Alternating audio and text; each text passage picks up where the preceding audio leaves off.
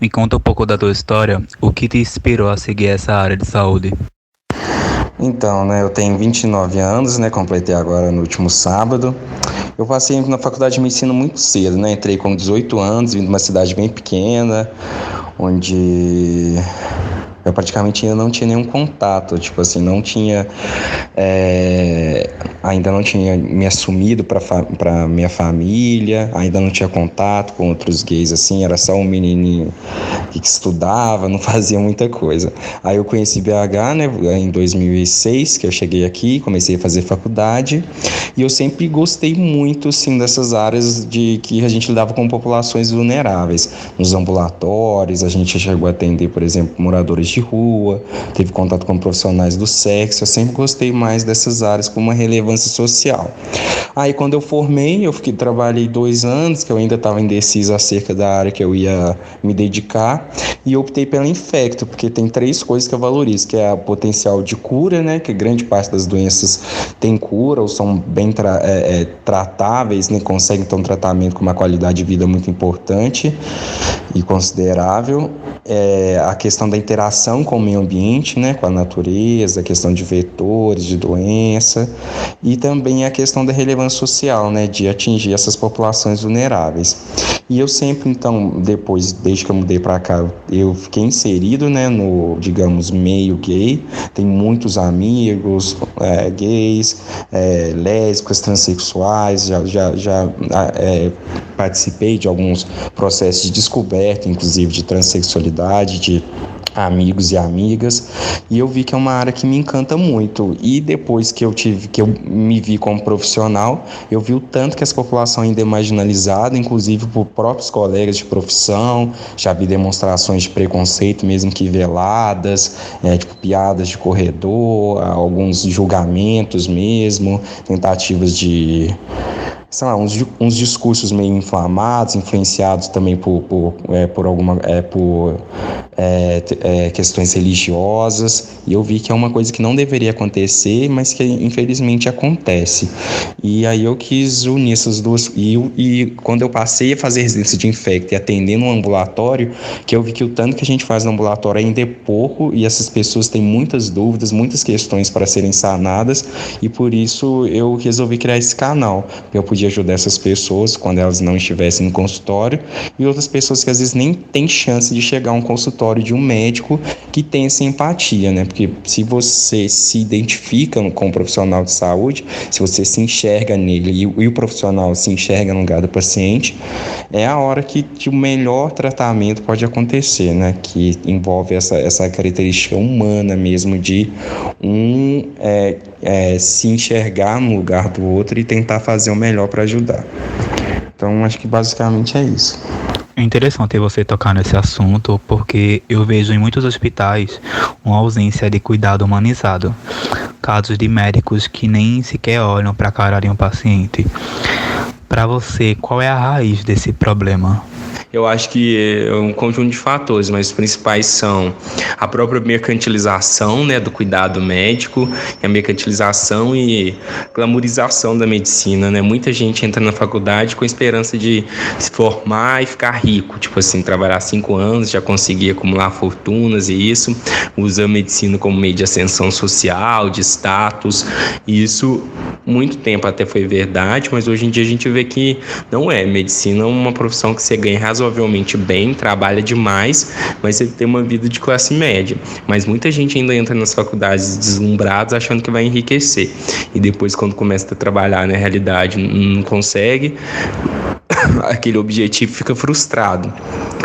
E também outra questão é a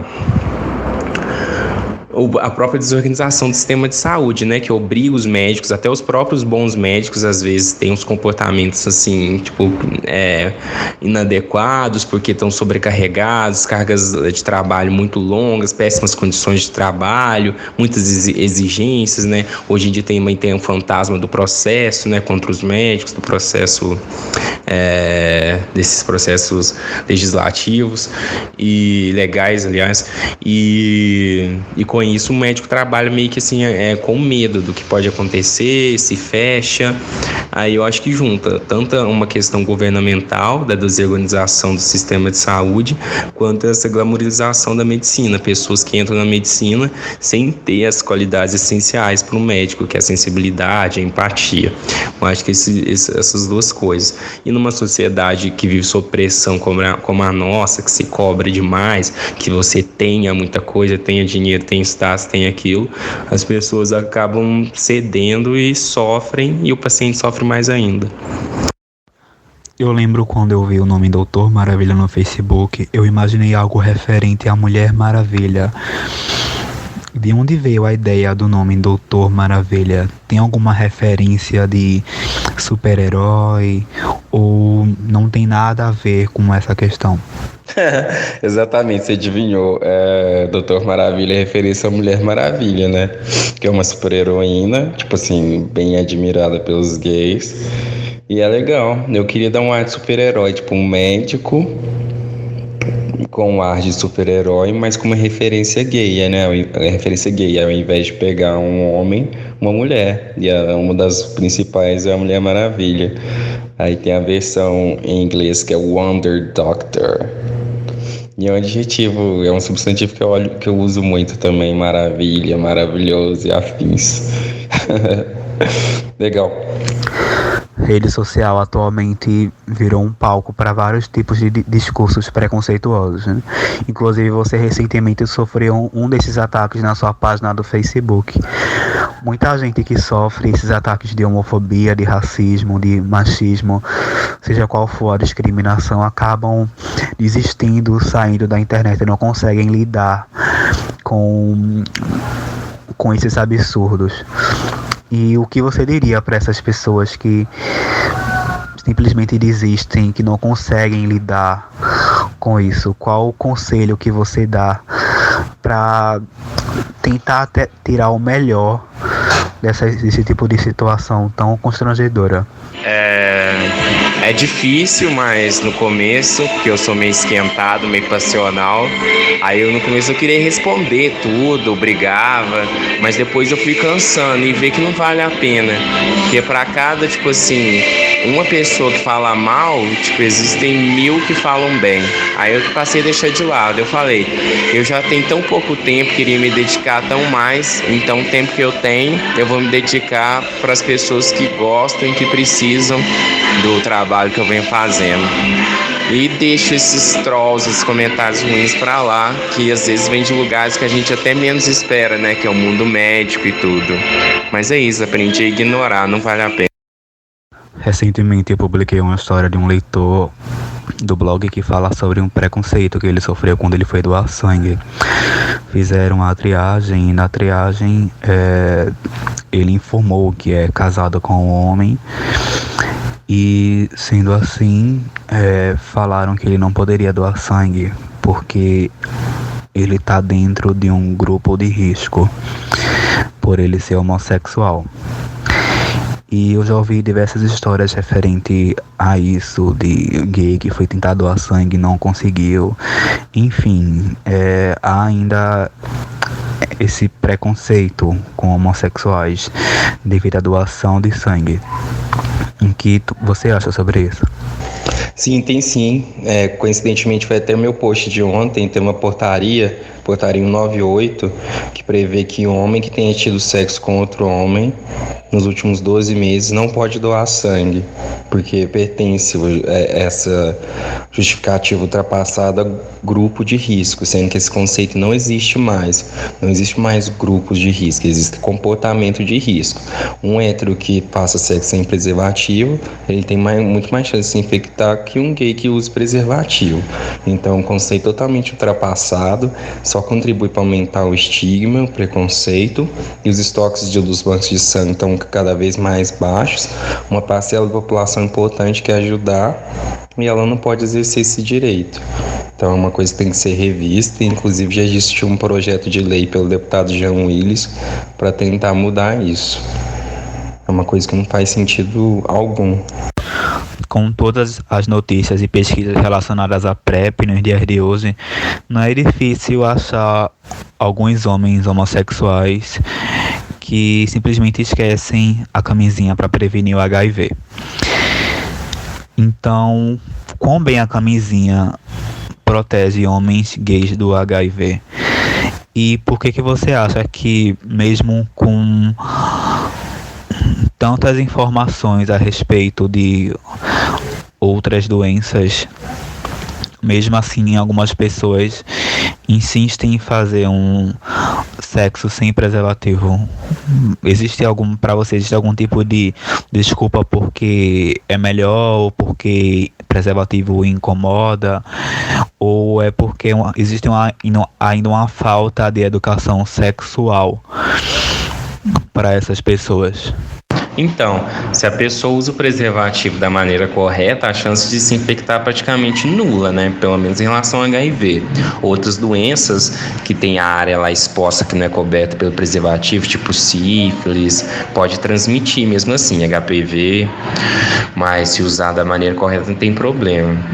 E eu acho que as pessoas ainda não usam preservativo porque é uma questão cultural. Entre os héteros eu vejo que é muito recorrente, as meninas falam que os namorados não costumam usar, tem medo de ficarem impotentes, dizem que incomodam, mas é uma questão mesmo de educar e mostrar que é um cuidado que a pessoa está tendo com ela mesma, com a pessoa que ela gosta, tem que utilizar.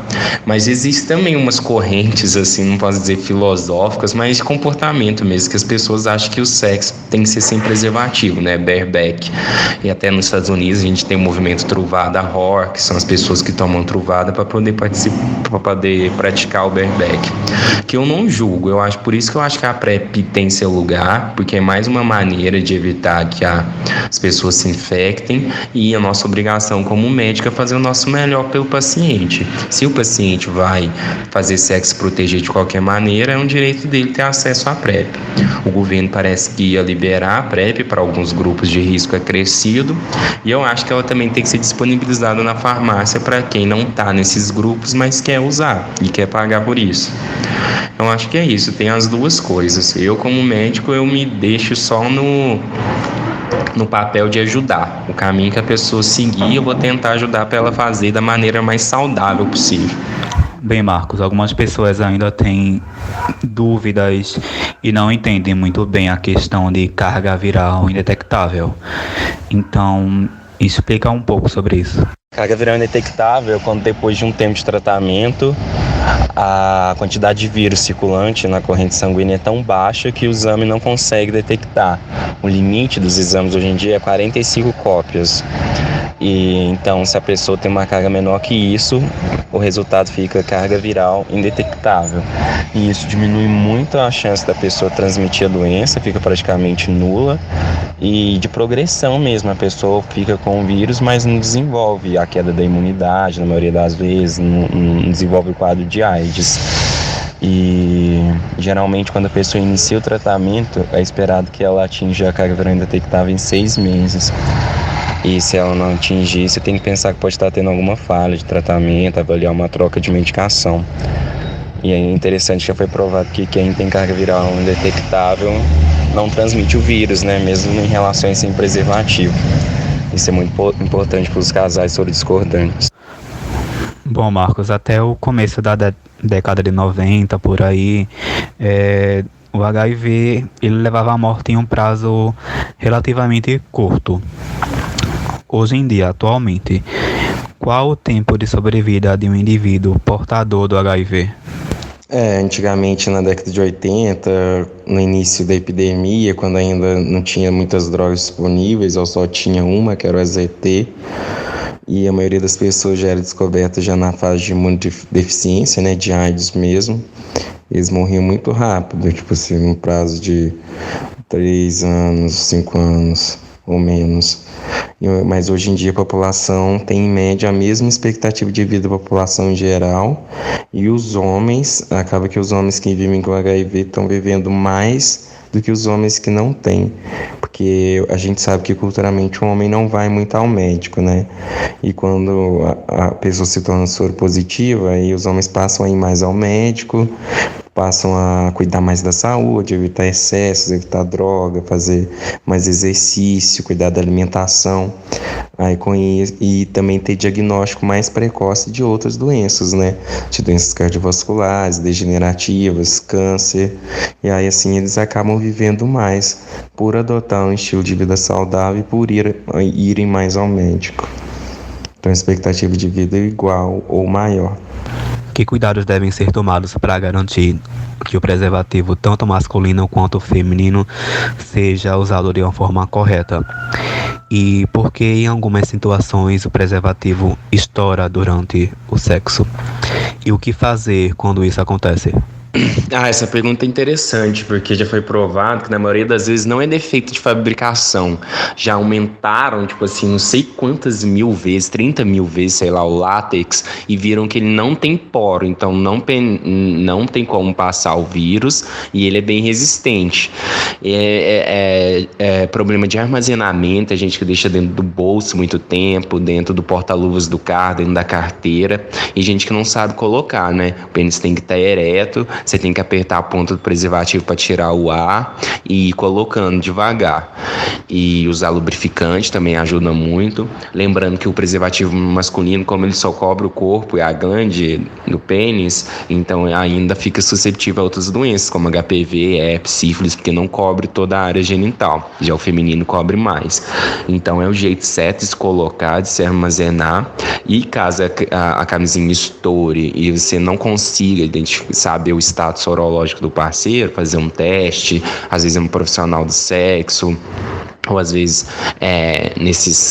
nos clubes, nas saunas, né, você não tem contato com quem você estava, aí, como é uma situação de alto risco, se for sexo anal ou vaginal, está indicada a PEP, que é a profilaxia pós-exposição, que tem que começar principalmente nas primeiras 2 horas e no máximo de 72 horas, quanto maior o tempo, diminui a efetividade. Você vai tomar 3 drogas para o tratamento da HIV, não, aliás, 4 drogas, porque junto do atazanavir tem o ritonavir, mais o tenofovir e a lamivudina, que é como se fosse um esquema de tratamento para o HIV, que você tem que tomar durante 28 dias. Você faz o teste para HIV na hora, se você for negativo, está indicado. Aí você tem que repetir os exames com 15 dias para ver se não teve nenhum grau de toxicidade hepática, renal, e com 28 dias você para de tomar. E você tem que repetir o exame depois de 30 dias e alguns centros com 60 dias. A maioria dos testes rápidos hoje já pegam, tipo, os anticorpos anti-HIV, os testes rápidos e ELISA de 4ª geração com 30 dias em média. Mas aí a maioria dos centros faz com 30 e 60. E é isso. Quais são os mitos e verdades a respeito do HIV? Então, mitos é tipo que HIV é uma sentença de morte, que não é, que você vai ter uma qualidade de vida prejudicada, não é, que você nunca mais vai conseguir ter um relacionamento estável, que você vai morrer mais cedo, que você vai transmitir a doença para o seu parceiro ou parceira. Tudo isso é mito. A verdade é que as pessoas que vivem com HIV hoje em dia têm uma expectativa igual ou maior que as outras pessoas, porque elas vão mais ao médico, se cuidam mais da alimentação, se exercitam mais, têm diagnósticos mais precoces. Já está provado que quando a pessoa faz um tratamento e tem carga viral indetectável, a chance dela transmitir HIV para o parceiro, mesmo num sexo desprotegido, é praticamente nula, se ela não tem nenhuma outra DST também. Então, é bem seguro esse tipo de relação, e isso impactou de uma maneira muito positiva na vida dos casais sorodiferentes. E as pessoas podem ter uma qualidade de vida normal. A única coisa que ainda é um empecilho é a questão mesmo do estigma, né? Hoje em dia o HIV deixou de preocupar como um quadro orgânico. A doença em si a gente consegue tratar muito bem como nunca antes a gente tratou. O problema mesmo é a questão da aceitação social e do preconceito, mas do resto a gente evoluiu muito e tem tudo ainda para melhorar. Quem você levaria para uma ilha deserta? Que música não pode faltar no seu celular? E qual foi o maior mico que você já pagou? Legal essa pergunta. Para uma ilha deserta? Velho, eu gosto muito dos meus amigos, sabe? Sou libriano, né? Fucking Libra. Mas aí, sei lá, eu gosto tanto deles, levaria um deles. Mas como eu tô mais românticozinho, eu levaria um meu namorado, que não existe atualmente. Mas sei lá, alguém tipo aquele ator, o Boris Kodjoe, que é um cara que faz bem meu tipo. Ele é, ele fez um dos filmes do Resident Evil. Tipo, sei lá, ele faz muito meu tipo. Pra não ser que resposta sem graça, mas eu levaria ele mesmo. Ou os meus amigos, mas aí é difícil escolher um só. A música que não pode faltar no meu celular? Nossa, eu gosto muito de música, viu? Tipo assim, minha playlist é gigante, mas uma música que sempre me anima, tipo assim, me ajudou numa época de crise, é Dog Days Are Over, né, de Florence. É uma música bem pra mudar a energia, né? Muda totalmente o ambiente. E vergonha, velho. Eu sou um tímido, tipo assim, sempre fui uma criança tímida. Sou tímido assim, tipo, eu sempre levo uns tombos na rua, alguma coisa assim. Não tem, tipo assim, uma grande vergonha, porque, tipo assim, eu tento também não ser orgulhoso. Eu acho que a vida a gente tem que dar uma nota mesmo, fazer umas merdinhas pra poder viver, né? Se a gente ficar preso demais, a gente deixa de viver. Mas uma época eu lembro quando eu comecei da palestra, não, foi numa das primeiras apresentações na faculdade de medicina, ao invés de eu colocar o símbolo da medicina lá, do Esculap, eu coloquei o símbolo do comércio. Aí, tipo, o pessoal lá da banca falou, não, isso não é da medicina, é o do comércio. Se bem que hoje em dia medicina tá muito igual ao comércio, né? Mas no meu caso não é o que eu queria passar. Fala todas as redes sociais, onde a gente pode encontrar melhor o teu trabalho, entrar em contato contigo. Então, e aí o meu site, né, doutormaravilha.com.br, que tem todos os vídeos que eu posto, os textos, as divulgações nas redes sociais, o Instagram também muita gente tem acessado, que é o Doutor Maravilha, @Doutor Maravilha. O Facebook, a página também, Doutor Maravilha, para contatos também para profissionais, alguma coisa assim relacionada a palestras, coisas educativas, doutormaravilha@gmail.com. E tem um Twitter que eu não comecei a usar ainda, mas eu devo. E agora também estou pensando em já começar a dar mais acesso para a população surda através de Libras, aumentar mais a produção de vídeos, porque agora eu vou estar num estágio um pouco mais tranquilo da residência. E assim que eu terminar a residência, abrir um consultório, né? Passar a atender, ter minha vida mesmo, né? Diária, prática, lidando com essa população, desenvolver mais projetos. O meu mestrado também em saúde LGBT. Com muitas coisas em mente, por isso que eu tenho que terminar essa residência logo. Obrigado por tudo, tá? Pela entrevista. Você é super simpático, foi super bacana responder. Levou uns dias, né? Mas o bom foi de uma maneira natural, sem forçação de barra, sem pressão. Eu que agradeço pela atenção e pelo carinho. E te desejo muito, muito, muito sucesso. E agradeço em nome de todo o público LGBT pelo seu trabalho. Muito obrigado mesmo, mesmo, mesmo.